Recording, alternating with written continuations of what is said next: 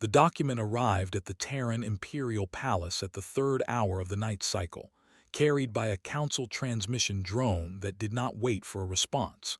It landed on the receiving pad, blinked twice, and burned itself to ash after delivering its cargo. The message was already printed on physical paper before anyone in the palace had time to read it on a screen. Emperor Uldruk Vus was not asleep. He had not slept well in years. He was sitting at his desk near the tall, narrow window that looked out over the capital when the aide brought the paper in. The aide was young and his hands were steady, but his eyes were not. Vus noticed. He took the paper without comment. He read it once, then he set it flat on the desk and looked out the window.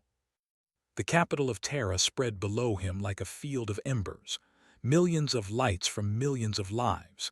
He had fought for that view when he was young. He had bled for it twice. A long scar ran from his left jaw down to his collarbone, a reminder from a war that most people who were alive now had only read about in school. Director Sova Myron was in the room before he finished thinking. She had a habit of appearing before she was summoned, which Vus had long stopped finding strange. She was already reading the duplicate message on her personal screen, her dark eyes moving quickly across the text.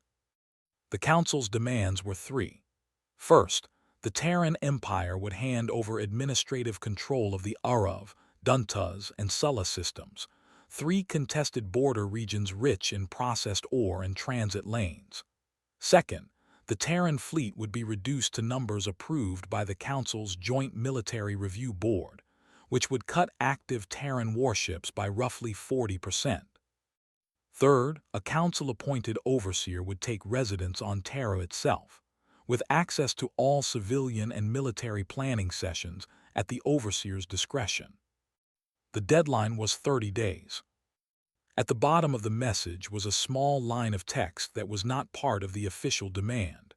It had been added by Councillor Druth of the Vol, the lead speaker of the Galactic Council, apparently as a personal note. It read, "We trust the Terran Empire understands the weight of this moment and will respond accordingly." Myron set her screen down.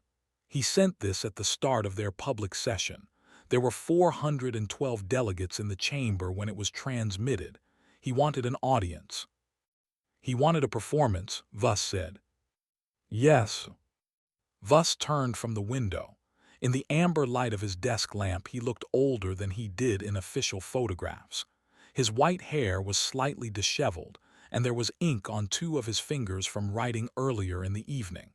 He looked like a man who worked, not like a symbol. "How long have you been watching this develop?" he asked. 8 months, Myron said.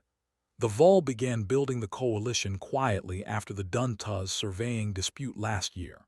I have names of every species that signed onto this before today, and 2 species that Druth pressured into signing that privately won out. You know their names. I have their communications. Vus allowed himself a small sound that was not quite a laugh. Send word to Admiral Dorn. I want him here by tomorrow evening, not by screen, in person. Myron made a note, and the Council's message, do we send acknowledgement? Not tonight, Vus said. He picked up the paper again, looked at Druth's added line one more time, then folded it once and set it at the edge of the desk. Let them wait until morning. A message that took 8 months to prepare can wait a few hours for a reply. Myron left quietly. Vus stayed at the window. 30 days. The Council had given them 30 days, as though 30 days was enough time for an empire to decide whether to surrender pieces of itself. Druth had done this in open session, in front of 400 delegates, because he wanted it recorded. He wanted the moment preserved. He wanted the galaxy to see the Terran Empire handed a document and told to comply. What Druth did not know, because Myron had been very careful about what left Terran intelligence channels, was that the Terran Empire had spent the better part of 6 months preparing for something very much like this. Not this exact document, not these exact 3 systems, but something like this. A moment where the Council decided that humanity had grown large enough to threaten and small enough to push. Thus had not survived 2 wars and 40 years of politics by waiting to see what happened. Below him, the capital moved through its night. Cargo lifters crossed between towers. Ground vehicles moved along lit roads in quiet lines. Somewhere down there, families were sleeping. Children were growing up learning history from screens.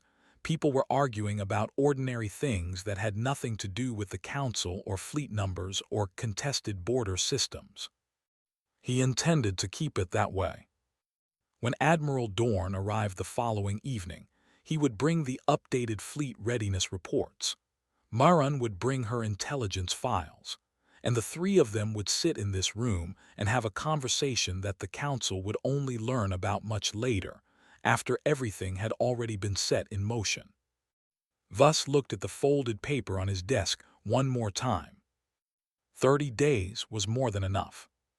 3 days after the Council's message arrived, Ambassador Nara Sullen stood before the full Galactic Council Assembly and delivered a response that no one in the chamber had expected. She did not apologize, she did not negotiate, she did not ask for more time. She placed a single printed document on the speaker's podium, pushed it forward so the nearest camera drone could see it clearly, and read from it in a calm and even voice.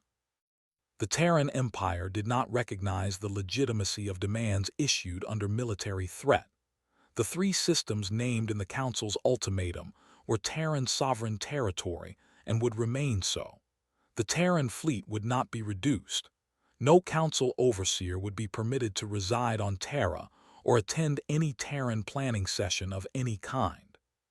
Furthermore, the Terran Empire formally requested that the Galactic Council withdraw all fleet elements currently staging near Terran border space. The Council had 30 days to comply. Sullen picked up her document, nodded once to the chamber and walked out. The noise that followed her out the door was considerable. Counselor Druth called the moment an act of provocation. High Commander Bruck of the Uran, the military chief of the Council's combined fleet, used a stronger word than provocation in his private communications that evening, though he was careful which channels he used.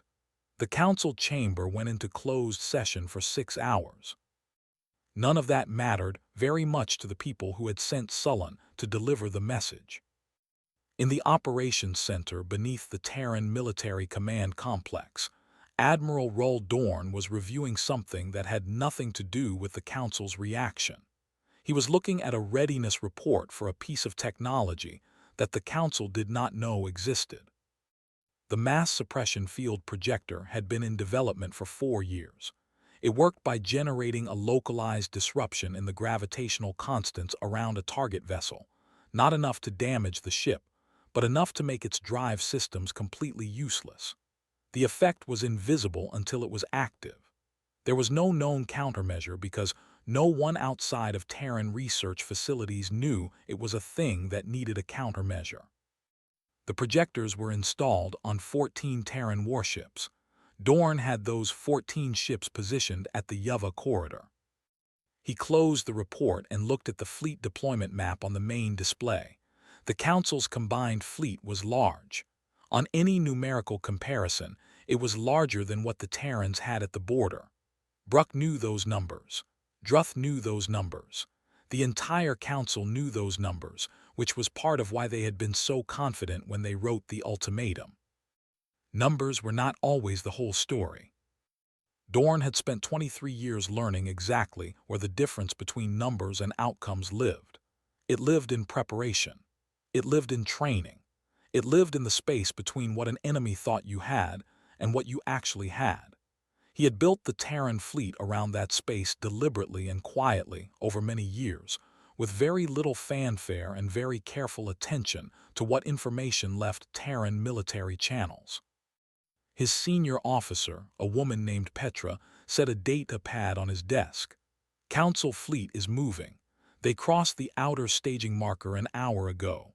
Current heading puts them at the Yuva corridor in roughly 40 hours. Good, Dorn said. Petra looked at him steadily. After 10 years working alongside him, she had learned that his calm was not indifference. It was the product of having thought through the situation already. "Good," she repeated. "They're moving toward a position we chose," he said. "The corridor narrows their formation options. They can't bring their full numerical advantage to bear in a single push. We picked that location for a reason." Petra nodded slowly, and the suppression field projectors. "Armed, ready. We will not fire a single weapon until and unless I give the order." He paused. "What I want to show them first has nothing to do with weapons." Back at the council, the closed session ended with a narrow vote to proceed with fleet advancement. 7 species voted against it. 3 abstained. Dreth called it a clear mandate and moved forward before anyone could call for a second count.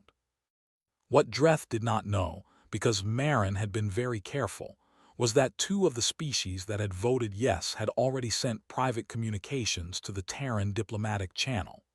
Their messages were short and careful, written in language that did not commit them to anything but made clear they were open to a different kind of conversation. Marin forwarded those messages to the Emperor without comment. He read them, set them aside, and asked her to make sure Dorn had everything he needed at the corridor. Everything was already there. 40 hours later, the Council fleet arrived at the mouth of the Yavar corridor and found the Terran fleet waiting. Dorn's ships were in a tight formation that used the asteroid fields on either side as natural barriers, funneling any advance into a narrow approach lane. The corridor stretched behind them into Terran space, dark and quiet. Dorn opened a communication channel to High Commander Breck. "This is Admiral Rael Dorn of the Terran Imperial Fleet. Any ship that crosses the marker ahead will be treated as an act of war. I suggest we talk before anyone does something that cannot be undone." Breck looked at the numbers on his display. He had the Terrans outnumbered by a significant margin. He felt very confident. He ordered a probe squadron forward. 6 ships crossed the boundary marker. They moved at combat speed, weapons hot, shields raised, fully expecting to either provoke a retreat or draw first fire that would justify everything that came after. Neither happened. What happened instead was that all 6 ships stopped. Not slowed, not turned back, stopped. Their engines were running. Their drives were at full output. Every system on every ship was functioning exactly as it should, and they were not moving. They sat in space like they had been nailed to the dark, engines burning against nothing, going absolutely nowhere. Inside those ships, crews were panicking. Officers were running diagnostics that showed no faults. Engineers were checking drive cores that were working perfectly. Navigation systems were reporting forward motion, while sensor arrays showed 0 actual displacement. It was like pushing against a wall that was not there. On the Terran flagship, Dorn watched his display for 30 seconds. Then he opened the channel to Breck again. "High Commander, your probe squadron is undamaged. Their crew is safe. I would like you to observe the next 60 seconds carefully." He said nothing else. He let the 60 seconds pass. The 6 ships continued to burn their engines against the suppression field. The field held without visible effort. Then Dorn cut the field. The 6 ships lurched forward from the sudden release of their own engine output, overshot their heading, and had to spend an embarrassing amount of time correcting their positions before limping back to the Council fleet. Dorn waited until they were clear of the boundary marker before speaking again. "The technology your engineers are currently trying to understand has been operational for 14 months. We call it a suppression field. It has no countermeasure that we are aware of. I say that not to threaten you, but because I believe you deserve accurate information before you make your next decision." The Council fleet did not move for a very long time. Inside Breck's command ship, the High Commander sat very still and looked at the feed from the probe squadron's hull cameras which had recorded everything. He watched the engine burn. He watched the 0 displacement. He watched the release. He ran the numbers himself and confirmed that the Terran fleet was smaller than his own. He ran them again. He sent an emergency report to Dreth that was 11 pages long, which was unusual because his standard reports were 3 pages at most. That same hour, Director Marin was standing in the Emperor's office with 3 printed messages in her hand. "Another contact," she said, setting the newest one on the desk. "The Sauron this time. They want to know if the Terran Empire is open to discussing a trade arrangement for medical grain shipments. They have been trying to negotiate that agreement with us for 2 years and going nowhere. Interesting timing." "They saw the probe footage," Voss said. "Someone leaked it from inside the Council fleet within 40 minutes of it happening. I don't believe that was an accident." Marin set the other 2 messages beside the first. "The Velek and the Ardosi both made contact yesterday. The Velek want a private channel. The Ardosi sent a longer message. They say they voted yes on the ultimatum because they were told the Terran Empire would capitulate quickly, and they did not want to be on the losing side of the negotiation. They are now reconsidering what the losing side looks like." Voss looked at the 3 messages. 3 species that had signed onto Dreth's coalition were now quietly looking for the exit. How many signed the original ultimatum? 22. Of those, I believe 7 signed under genuine conviction that the Council was right. The other 15 signed because they calculated it was safer to be with the majority. She paused. "Calculations change." Voss stood and moved to the window. Outside, the capital was in full daylight, busy and ordinary. What is Dreth doing? Calling it a weapons test. He is telling the Council chamber that the suppression field is experimental and unreliable and that the probe result was staged to create panic. He is pushing for an escalation vote. Marin's expression did not change, but her voice dropped slightly. He is losing the room, not all the way, but the margin is thinning. "He will push the vote through anyway," Voss said. "Men like Dreth always do. They mistake momentum for wisdom." "Yes, which means the fleet will advance again, this time with full commitment." She set her screen on the desk facing him. "I have prepared updated parameters for Admiral Dorn. There are 3 options. The first limits our response to the corridor. The second allows Dorn to use suppression fields more broadly across the fleet engagement. The third authorizes the secondary operation." Voss looked at the screen. The secondary operation had been planned for 6 months. It had nothing to do with the Yavar corridor. "Prepare all 3 authorizations," he said. "I will sign them tonight. Dorn will decide which one fits what he sees." Marin gathered her materials. At the door she paused. "The Ardosi message. They used a particular phrase. They said they hoped humanity would be a generous winner." She let that sit in the air for a moment. "They are already writing the outcome." Voss almost smiled. "Good, let them write it. It saves us the trouble." At the Yavar corridor, Dorn was not idle. He had watched the Council fleet sit motionless for hours after the probe incident. He understood what was happening inside that fleet. Officers arguing. Intelligence teams trying to reverse engineer what they had just seen. Breck trying to hold a coalition of different alien military commands together while the ground shifted under them. Dorn used the time. He repositioned 4 ships to tighten the corridor choke. He ran his crews through 2 more readiness drills. He had his engineers confirm field projector calibration on all 14 vessels. Then he sat in his chair and ate a quiet meal and waited to see what Dreth would do. He already had a good idea. Dreth won his escalation vote by 9 votes. Out of 412 delegates, 9 votes was the margin that sent the Council's combined fleet toward full engagement at the Yavar corridor. 22 species had signed the original ultimatum. Of those, 15 voted yes on escalation. 5 abstained. 2 voted no, which was remarkable because voting no against Dreth in open session carried consequences that most delegates preferred not to think about. The chamber did not celebrate. That was new. When the first ultimatum had been issued 3 weeks ago, there had been applause. Now there was silence and then a low murmur. And then the session ended faster than usual, because several delegates had urgent messages to send, and did not want to be seen sending them from the chamber floor. Councillor Dreth stood at the podium after the chamber cleared and allowed himself a moment of satisfaction. 9 votes was enough. The fleet would move. The Terrans would face a full engagement, and the suppression field, whatever it was, would be met with enough hulls that numbers alone would force an outcome. He genuinely believed this. That was the most important thing about Dreth. He was not cynical. He was wrong, but he was not cynical. High Commander Breck received the escalation order and spent 2 hours reading it before he began issuing commands to the fleet. In those 2 hours, he wrote a private memo to himself that he did not send to anyone, in which he recorded his honest assessment of the situation. He noted that the suppression field represented an unknown variable of significant concern.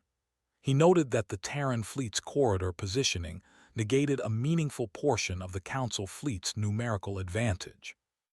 He noted that several Allied commanders in the combined fleet were showing what he called confidence degradation, which was his careful way of writing that they were scared.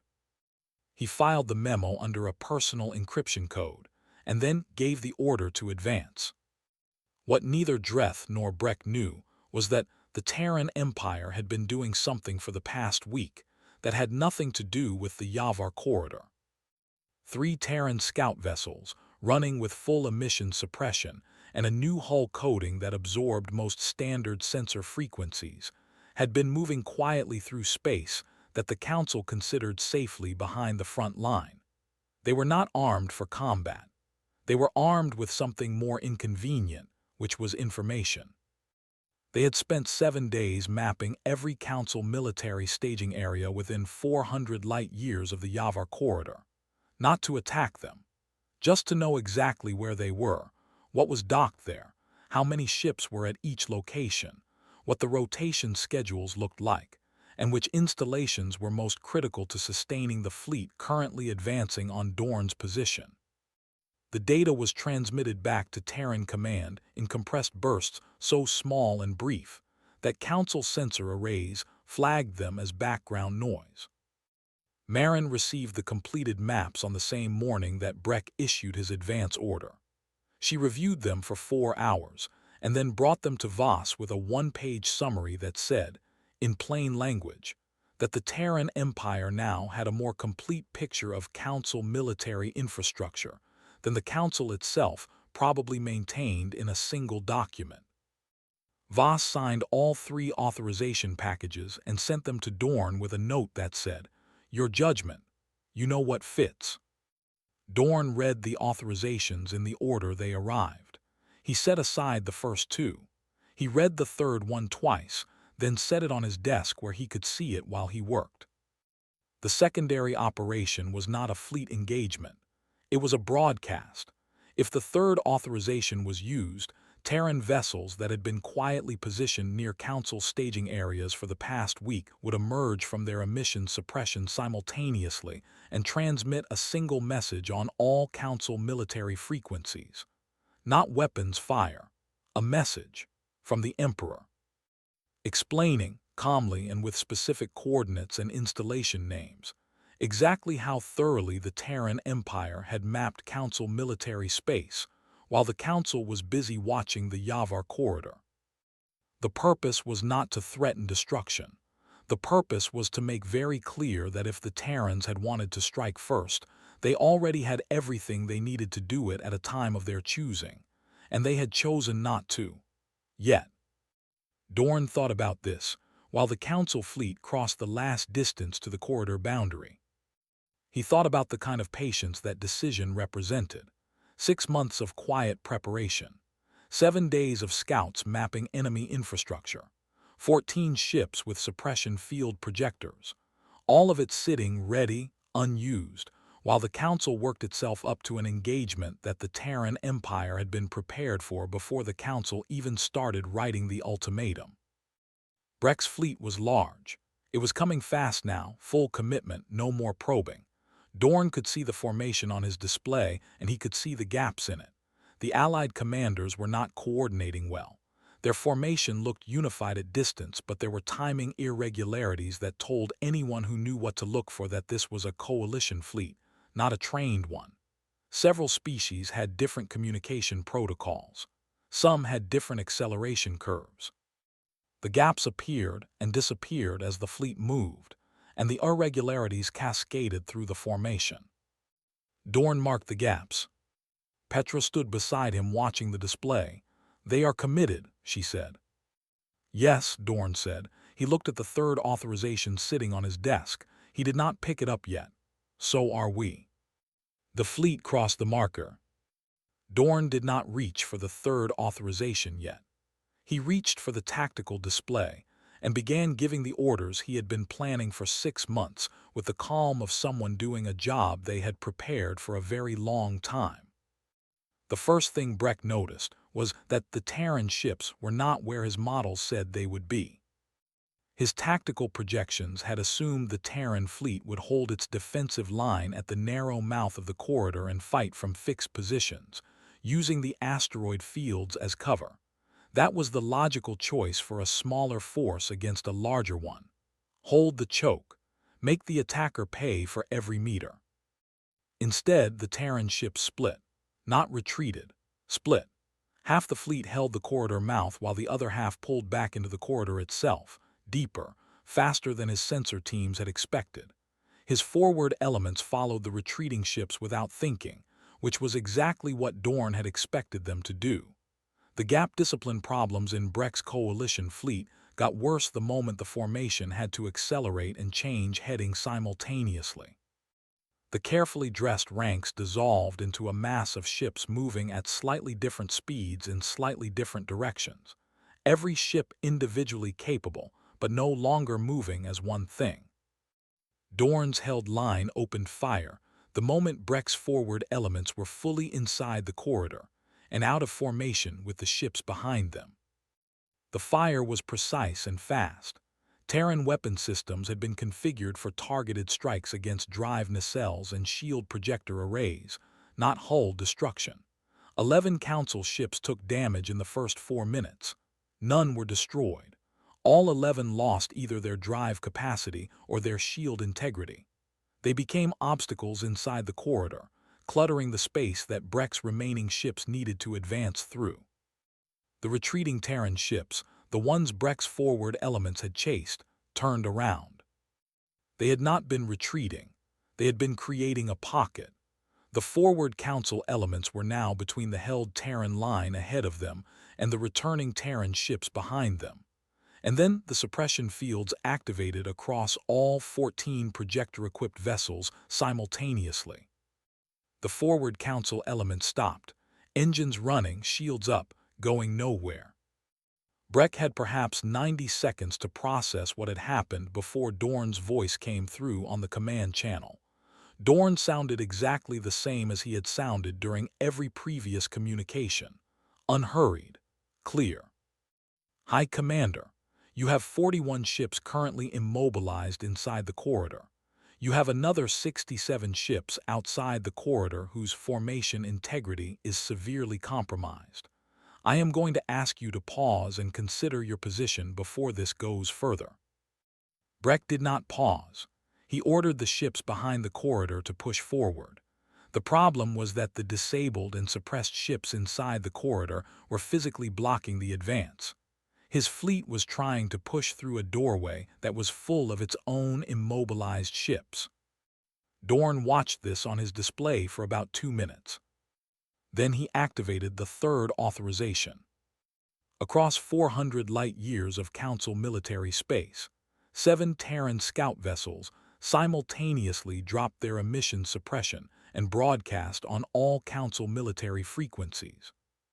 The broadcast was a recording of Emperor Aldrich Voss, made 3 days earlier in the amber light of his office, sitting at his desk, speaking in a tone that was neither angry nor triumphant. He named 8 Council military installations by their exact coordinates and facility designations. He described the number of ships docked at each. He mentioned the rotation schedule of the Orion patrol group, with enough specificity to make clear it was not a guess. He noted the fuel processing capacity of 2 staging depots that the Council had not publicly disclosed existed. He said the Terran Empire had gathered this information over the past 7 days, while the Council was watching the Yavar corridor. He said the Terran Empire had not acted on this information, had not struck, had not moved against a single Council installation, because the Terran Empire had not wanted a war, had not wanted any of this, had responded to a threat with preparation rather than aggression because that was what responsible powers did. He said that was no longer guaranteed to continue if the fleet engagement at the Yavar corridor did not end. He did not raise his voice. He did not use dramatic language. He sounded, to every alien commander who received the broadcast, like a man who was tired of explaining something that should not have needed explaining. The Council fleet stopped. Not just the ships outside the corridor. The entire fleet. Ships that had been maneuvering, charging, preparing, firing solutions.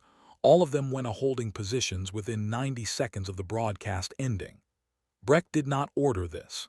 His allied commanders did it on their own, species by species, one command ship at a time, and Breck watched his unified fleet effectively pause itself without his instruction. He sat in his chair for a long moment. Then he opened a private channel to Dorn. "If I withdraw," Breck said, "will you release the ships inside the corridor?" "Immediately," Dorn said. "All 41, undamaged except for the 11 we hit in the opening exchange, and our medical teams will provide technical assistance to those 11 if you want it." There was a long silence on the channel. "You planned the medical offer in advance," Breck said. "Yes." Another silence. "Why?" Dorn considered how to answer that. Because winning a fight and then leaving the wounded to manage on their own is how you make enemies that last generations. We are not interested in that kind of outcome. Breck was quiet for long enough that Petra, standing beside Dorn, glanced over with a questioning look. Dorn held up one hand. "Patience." Breck's voice came back. "I will recommend withdrawal to the Council." "I think," Dorn said carefully, "that by the time you make that recommendation, the Council will have already made the decision." He was right. Inside the Council chamber, the first withdrawal motions were already being filed. The Council fleet withdrew over the course of 2 days. It was not a fast withdrawal, partly because 41 ships needed time to recover from suppression field effects, and partly because moving that many vessels in an orderly way through a corridor they had entered in disorder took coordination they were only now finding.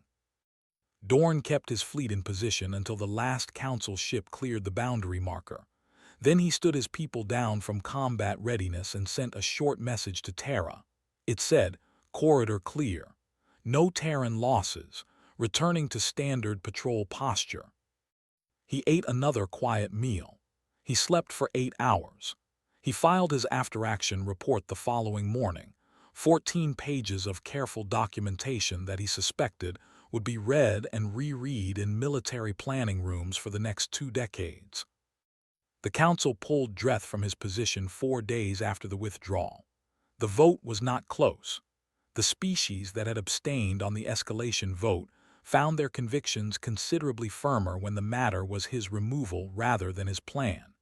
He was replaced temporarily by a rotating council of 3 senior delegates, while a formal election process was organized.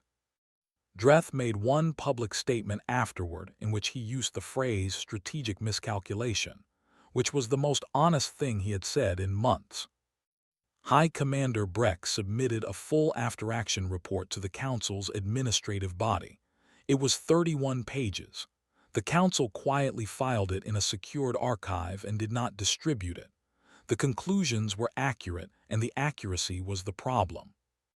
Negotiations began on a neutral orbital station called Verath Platform, positioned at a point equidistant from Terran and Council space that both sides had agreed on in a single communication exchange that lasted less than a day. Ambassador Solene led the Terran delegation.